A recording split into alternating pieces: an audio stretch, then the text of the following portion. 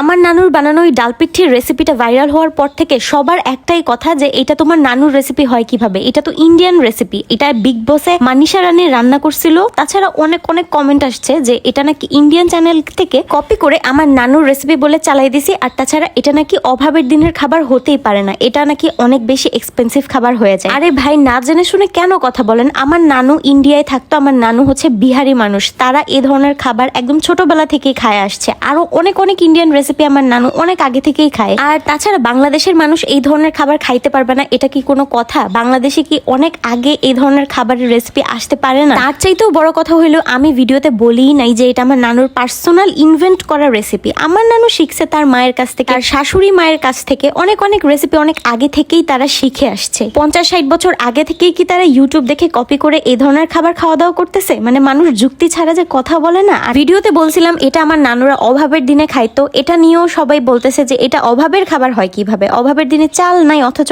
আচার আছে বাসায়। তাদের জন্য বলি, বিহারি মানুষরা তরকারির চাইতে বেশি আচার খাইতে পছন্দ করতো। তরকারি তারা এত প্রতিদিন না রান্না করে রুটি দিয়ে আচার দিয়ে খাওয়া দাওয়া করতো, যার জন্য আচার ম্যান্ডেটরি সবার বাসায় থাকতো। আর চালের চাইতে যেহেতু আটার দাম অনেক কম ছিল, তখন এক একটা ফ্যামিলিতে 20-30 জন মেম্বার করে থাকতো, অনেক বড় ফ্যামিলি থাকতো। তো তাদের জন্য এত এত খাবারের আয়োজন করাও কষ্ট হয়ে যাইতো, যার জন্য শর্টকাটে কম খরচে বাসায় থাকা উপকরণ দিয়েই এই ডাল পিঠিটা রান্না করতো। তাই আমি বলছি যে এটা অভাবের দিনে অনেক অনেক মানুষকে খাওয়ানোর জন্য এইভাবে করা হইতো। আমার নানুই আমাদেরকে কাহিনী শুনাইছে ছোটবেলা। কিন্তু কিছু কিছু মানুষের যে কি চুলকানি রে বাবা, আমরা নাকি অন্য চ্যানেল থেকে কপি করে নিজের রেসিপি বলে চালাই দিছি। আমরা নিজের রেসিপি বলেই নাই, এটা ইন্ডিয়ান রেসিপি, আমি তো স্বীকার যাইতেছি। এর আগেও বিহারি আলু ভাজির রেসিপি দিছিলাম, তখন আমি বলে দিছিলাম যে আমার নানু বিহারি, উনার কাছ থেকে শিখেই আমি এই বিহারি আলু ভাজিটা করতেছি। ওইটা যেহেতু ভাইরাল হয় নাই তাই অনেক মানুষই জানে না। আবার একজনে কমেন্ট করছে, বাংলাদেশে থেকে বিহারি হয়ে গর্ব করতেছো। গর্ব কই করলাম? আমি আমার নানুর পরিচয় নিয়ে লজ্জিত না।